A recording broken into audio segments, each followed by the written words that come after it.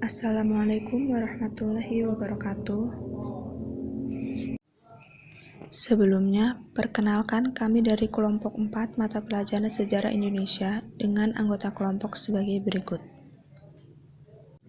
Di sini kami akan mempresentasikan mengenai materi orang-orang Cina berontak dan perlawanan Pangeran Mangkubumi dan Mas Said. Langsung kita simak saja penjelasannya. Untuk materi yang pertama yaitu orang-orang Cina berontak. Salah satu penyebab orang-orang Cina berontak adalah karena kebijakan yang dikeluarkan oleh pemerintah VOC kepada orang-orang Cina diselewengkan oleh beberapa orang. Akibat dari penyelewengan yang menguntungkan beberapa orang ini membuat orang-orang Cina tidak mampu untuk memenuhi kebijakan tersebut. Pada dasarnya, orang-orang Cina ini sengaja didatangkan oleh VOC untuk mengembangkan ekonomi kota Batavia pada saat itu. Namun, karena orang-orang Cina ini memiliki latar belakang yang berbeda-beda termasuk golongan kaum miskin, maka banyak yang melakukan hal-hal yang mengganggu kenyamanan dan keamanan. Oleh sebab itulah, pemerintahan VOC pada masa itu memberlakukan kebijakan bahwa setiap orang Cina harus memiliki surat izin bermukim atau surat pas. Untuk memiliki surat izin bermukim ini, mereka harus membayar 2 ringgit, dan jika tidak, mereka akan dibuang ke Ceylon untuk dipekerjakan di perkebunan atau kembali ke Cina. Akan tetapi, proses memiliki surat izin bermukim ini diselewengkan oleh beberapa orang dengan biaya yang mahal, sehingga banyak orang Cina yang tidak memiliki surat izin bermukim ini. Banyak dari mereka yang berhasil melarikan diri keluar kota dan membentuk komunitas untuk mengacaukan VOC. Kebakaran di Batavia pada tahun 1740 disinyalir karena kelompok orang Cina oleh VOC, maka serdadu VOC melakukan sweeping ke rumah-rumah orang Cina.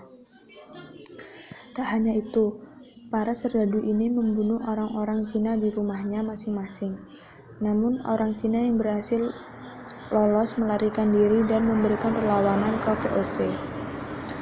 Sejak abad ke-5, orang-orang Cina sudah mengadakan hubungan dagang ke Jawa dan jumlahnya pun semakin banyak. Pada masa perkembangan kerajaan-kerajaan Hindu-Buddha dan Islam, banyak pedagang Cina yang tinggal di daerah pesisir, yang menikah dengan penduduk Jawa, khususnya ke Batavia. Begitu juga pada masa pemerintahan VOC di Batavia. Banyak orang Cina yang datang ke Jawa. VOC memang sengaja mendatangkan orang-orang Cina dari Tiongkok dalam rangka mendukung kemajuan perekonomian dan keamanan kota Batavia dan sekitarnya. Ternyata kota Batavia juga menjadi daya tarik bagi orang-orang Cina miskin untuk mengadu nasib di kota ini. Orang-orang Cina yang datang ke Jawa tidak semua yang memiliki modal. Banyak di antara mereka termasuk golongan miskin. Mereka kemudian menjadi pengemis, bahkan ada yang menjadi pencuri. Hal ini sangat mengganggu kenyamanan dan keamanan kota Batavia. Akhirnya VOC mengeluarkan kebijakan membatasi imigran Cina. Untuk membatasi kedatangan orang-orang Cina datang ke Batavia, VOC mengeluarkan ketentuan bahwa setiap orang Cina yang tinggal di Batavia harus memiliki surat izin bermukim yang disebut permisi briefcase, atau masyarakat sering menyebut dengan surat pas. Pada tahun 1740 terjadi kebakaran di Batavia. VOC menafsirkan peristiwa ini sebagai gerakan orang-orang Cina yang akan melakukan pemberontakan. Salah satu tokohnya yang terkenal adalah Oi Panko, atau kemudian dikenal dengan sebutan Ki Panjang. Kemudian di Jawa menjadi Ki Si Panjang.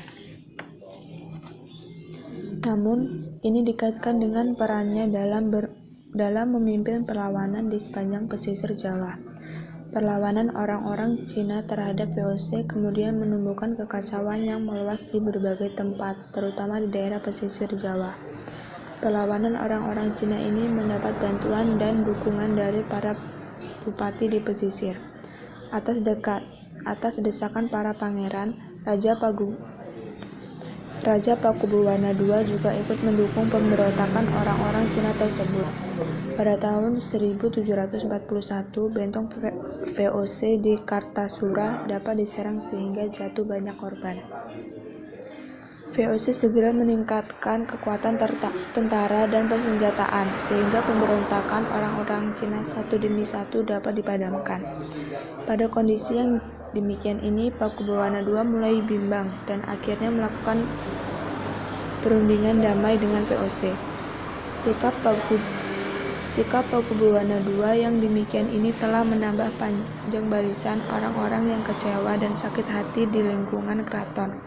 Kondisi ini pula yang telah mendorong VOC kemudian melakukan intervensi politik di lingkungan istana. Selanjutnya, untuk materi yang kedua yaitu perlawanan Pangeran Mangkubumi dan Mas Said. Perlawanan terhadap VOC di Jawa kembali terjadi. Perlawanan ini dipimpin oleh bangsawan kerajaan, yakni Pangeran Mangkubumi dan Mas Said. Perlawanan berlangsung sekitar 20 tahun. Beberapa raja Mataram pasca Sultan Agung merupakan raja-raja yang lemah, bahkan bersahabat dengan kaum penjajah.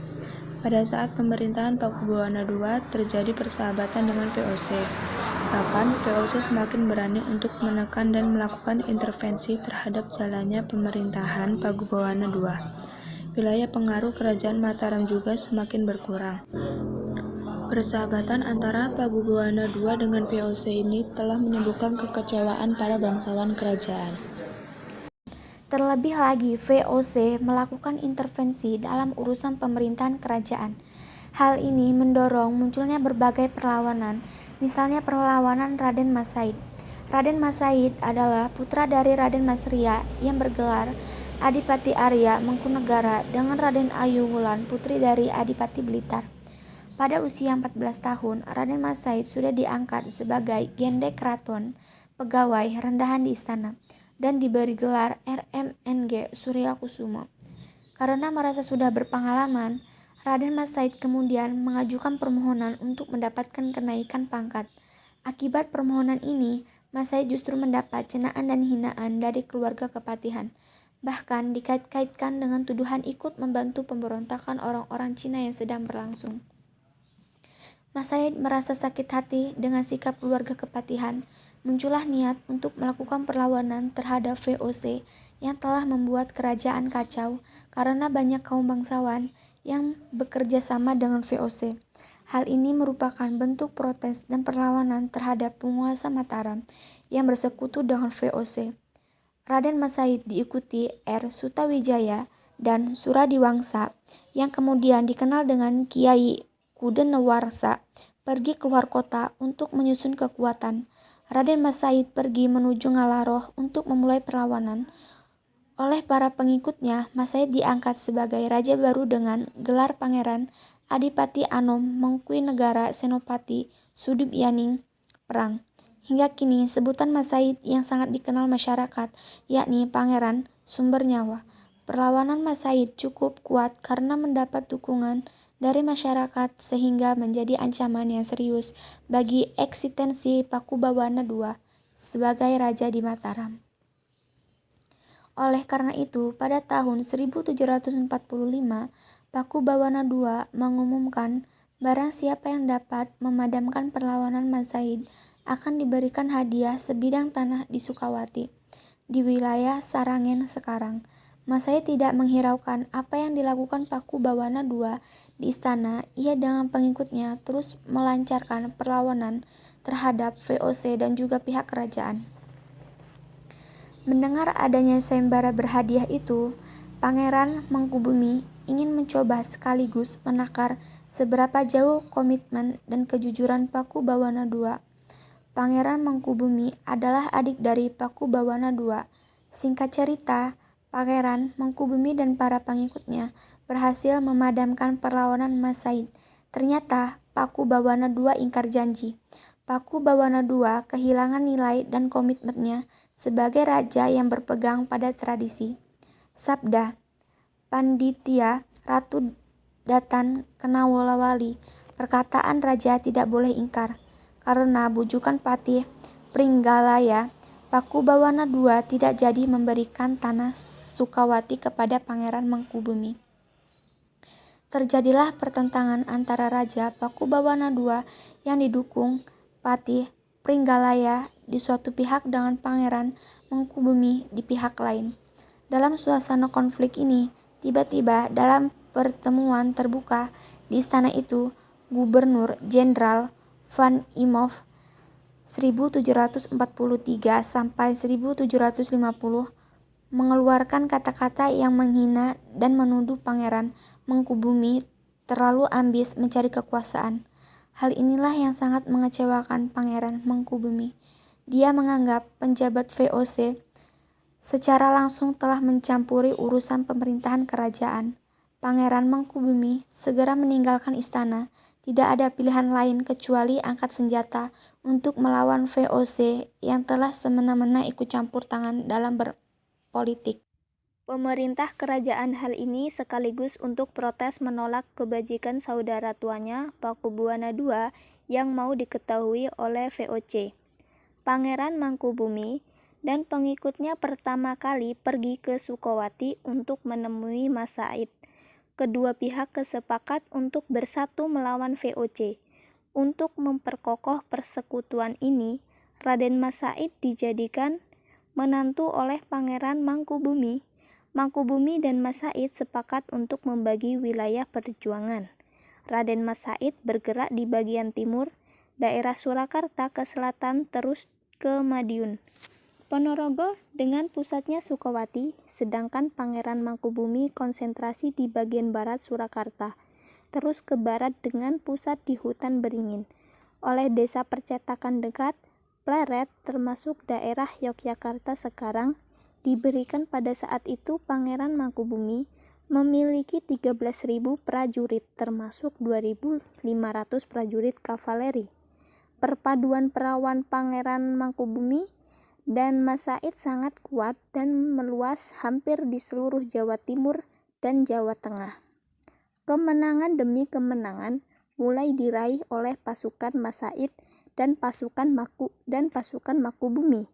Di tengah-tengah berkecamuknya perang di berbagai tempat, terdengar berita bahwa pada tahun 1749 Pakubuwana II sakit keras. Pakubuwana II jangan mengharapkan kehadiran pemimpin VOC untuk segera datang ke istana kerajaan. Melihat kondisi Pakubuwana II yang mulai tidak menentu dan sangat lemah itu, Gubernur Jenderal Baron van Hogendorp 1762 sampai 1834 untuk secepatnya menemui Pakubuwana II dan menyodorkan perjanjian. Dalam kondisi Pakubuwana II yang sakit keras, tercapailah Het Allerbelangrijkste Contract, sebuah perjanjian yang sangat penting antara Pakubuwana II dengan pihak VOC yang diwakili oleh Gubernur VOC untuk wilayah pesisir timur laut, Baron van Hogendorp. Perjanjian ini sangat menyakitkan rakyat dan para pengawal kerajaan karena Pakubuwana II telah menyerahkan kerajaan Mataram kepada VOC. Perjanjian itu ditandatangani pada tanggal 11 Desember 1749 yang isinya yaitu 1. Susuhan Pakubuwana II menyerahkan kerajaan Mataram baik secara de facto maupun de jure kepada VOC. 2. Hanya keturunan Pakubuwana II yang berhak naik tahta dan akan dinobatkan oleh VOC menjadi Raja Mataram dengan tanah Mataram sebagai pinjaman dari VOC. 3. Putra mahkota akan segera dinobatkan setelah Pakubuwana II wafat. Kemudian tanggal 15 Desember 1749, Van Hogendorp mengumumkan pengangkatan putra mahkota sebagai susuhan Pakubuwana. Perjanjian tersebut merupakan sebuah tragedi besar karena kerajaan Mataram yang pernah berjaya di masa Sultan Agung akhirnya oleh para pewarisnya harus diserahkan begitu saja kepada pihak asing, VOC. Hal ini semakin membuat kekecewaan Pangeran Mangkubumi dan Mas Said, sehingga keduanya harus meningkatkan perlawanannya terhadap kezaliman VOC. Perlu diketahui bahwa pada saat perjanjian Pakubuwana II dinyatakan bukan lagi Raja Mataram. Sementara dalam keadaan vakum ini oleh para pengikutnya, Pangeran Mangkubumi diangkat sebagai raja dengan sebutan Sri Susuhan Pakubuwana, tetapi rebutan ini kurang begitu populer karena pengobatan Pangeran Mangkubumi ini bertepatan di Desa Kebenaran. Maka Pangeran Mangkubumi lebih terkenal dengan nama Susuhunan atau Sultan Kebenaran. Tahun 1750 merupakan tahun kemenangan bagi Pangeran Mangkubumi. Kemenangan demi kemenangan diperoleh Pangeran Mangkubumi dan juga Mas Said. Sebagai contoh, pasukan Mangkubumi berhasil menghancurkan Deklara dan pasukannya di daerah Kedu. Dari Kedu, pasukan Mangkubumi bergerak ke utara dan berhasil menguasai daerah Pekakingan dan beberapa daerah pesisir lainnya. Van Hegendorp yang diberi tanggung jawab oleh VOC untuk memadamkan perlawanan Mangkubumi dan Mas Said mulai frustasi dan putus asa. Oleh karena itu, Van Hegendorp kemudian mengundurkan diri. Ia digantikan oleh Nicholas Harding. Begitu juga Van Imhoff selaku Gubernur Jenderal VOC digantikan oleh Jancho Mossel. Kedua pejabat VOC yang baru ini berusaha keras untuk menyelesaikan perlawanan Pangeran Mangkubumi dan Mas Said. Cara perundingan mulai dipikirkan secara serius untuk mengakhiri perlawanan tersebut. Perang yang terjadi di Mataram itu telah menghabiskan dana yang begitu besar, sementara perlawanan Pangeran Mangkubumi dan Mas Said belum ada tanda-tanda mau berakhir. Oleh karena itu, penguasa VOC terus membujuk kepada Pangeran Mangkubumi untuk berunding dengan perantara seorang ulama besar Syekh Ibrahim. Akhirnya, Pangeran Mangkubumi bersedia berunding dengan VOC. Dengan demikian, perlawanan Pangeran Mangkubumi berakhir. Tercapailah sebuah perjanjian yang dikenal dengan Perjanjian Giyanti. Perjanjian ini ditandatangani pada tanggal 13 Februari 1755 di Desa Giyanti. Isi pokok perjanjian itu adalah bahwa Mataram dibagi dua. Wilayah bagian barat daerah Yogyakarta diberikan kepada Pangeran Mangkubumi dan berkuasa sebagai Sultan dengan sebutan Sri Sultan Hamengkubuwana I.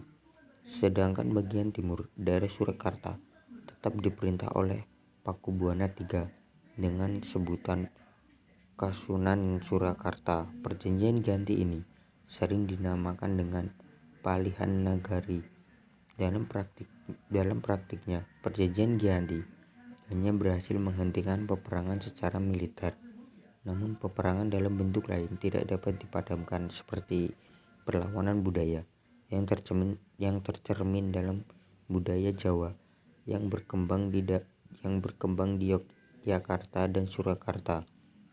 Dalam konsep dan kepercayaan Dewa Raja, perlawanan budaya dengan konsep dan kepercayaan Dewa Raja bahkan terus berkembang sampai Indonesia merdeka. Sementara perlawanan Mas Said berakhir setelah tercapai perjanjian Salatiga pada tanggal 17 Maret 1757 yang isinya Mas Said diangkat sebagai penguasa di sebagian wilayah Surakarta dengan gelar Pangeran Adipati Arya Mangkunegara I. Cukup sekian presentasi dari kami. Jika ada kurang dan lebihnya, kami mohon maaf. Diakhiri, wassalamualaikum warahmatullahi wabarakatuh.